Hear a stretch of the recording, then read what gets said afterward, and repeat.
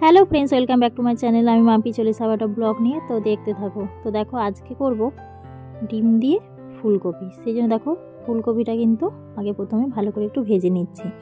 আমি কিন্তু ফুলকপি সেদ্ধ করে কিন্তু ভাজি না। অনেকে দেখে একটুখানি সেদ্ধ করে নেয় তারপরে ভাজা। আমি কিন্তু সেদ্ধ করে ওইভাবে ভাজি না।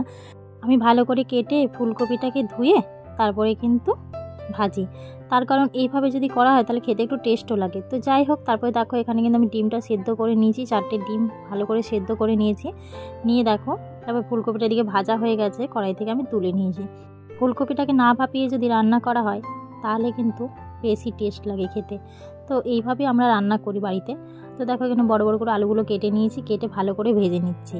আর আলুও কেটে সবসময় কিন্তু না ভাপিয়ে এইভাবে ভেজে নিলে তাহলেই টেস্ট হয়। অনেকেই দেখেছি এগুলো করে, আলুও ভাপিয়ে নেয়। আমরা কিন্তু সেটা করি না, কারণ আলু ভাপালে কিন্তু সেটার টেস্টটাও চলে যায়, খেতে কিন্তু খুব একটা টেস্ট থাকে না। আলু সেদ্ধ করে যদি ভাজা হয় টেস্ট লাগে না।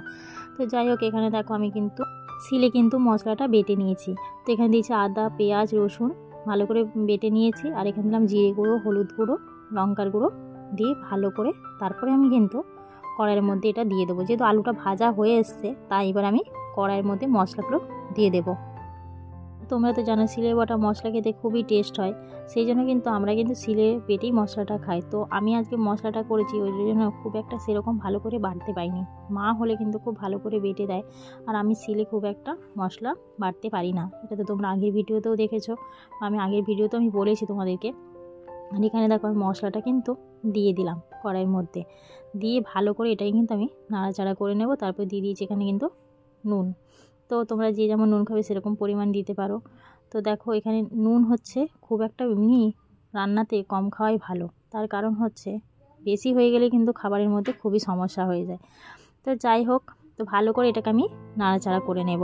এবার ভেজে রাখা ফুলকপিটা আমি কিন্তু দেখো আলুর মধ্যে দিয়ে দিয়েছি, দিয়ে ভালো করে এটাকেও নাড়াচাড়া করে নিচ্ছি, যাতে ফুলকপি আলু সব ভালো করে কিন্তু মশলাটা মাখানো হয়ে যায়, তাহলে কিন্তু বেশি টেস্ট লাগবে খেতে। তো দেখো সবাই তো আমরা ডিম ভেজে আলু ফুলকপি রান্না করি, তো আমি কিন্তু ডিমটা আজকে ভাজলাম না।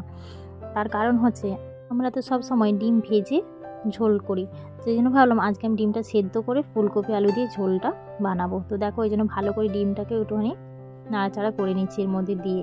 তো এর মধ্যে দিয়ে একটু নাড়াচাড়া করে নিলে কী হবে, তাহলে কিন্তু মশলাটা একটুখানি ডিমের ভেতরে ঢুকে যাবে, তাহলে কিন্তু খেতে টেস্টও লাগবে।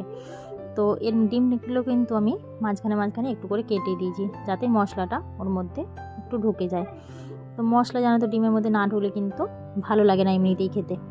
আর এখানে দেখো অন্য কোনো মশলা কিন্তু আমি ব্যবহার করছি না, কারণ আমি আদা, রসুন, লঙ্কার গুঁড়ো, হলুদ গুঁড়ো, জিরে গুঁড়োই শুধু দিয়ে রান্নাটা করছি।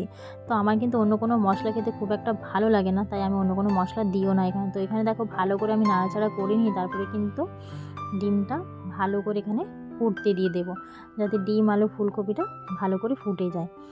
আর এরকম কার কার ডিম আলু ফুলকপির ঝোল খেতে ভালো লাগে এই শীতের মরশুমে, তো অবশ্যই এটা কমেন্ট করে জানিও। আমাদের কিন্তু খুবই ভালো লাগে, সবথেকে আমার বড় মেয়ের খুবই পছন্দের খাবার, ওর খুব ভালো লাগে ডিম আলু ফুলকপির ঝোলটা। ওর জন্যই আরও বিশেষ করে আজকে বানানো হয়েছে ডিম আলু ফুলকপির ঝোলটা।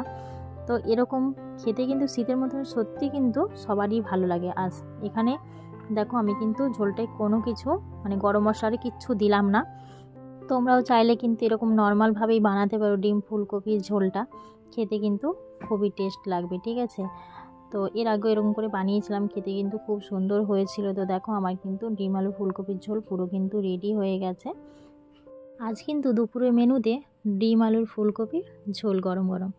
তো যাই হোক, ভিডিওটা ভালো লাগলে অবশ্যই লাইক কমেন্ট করতে যেন একদমই ভুলো না।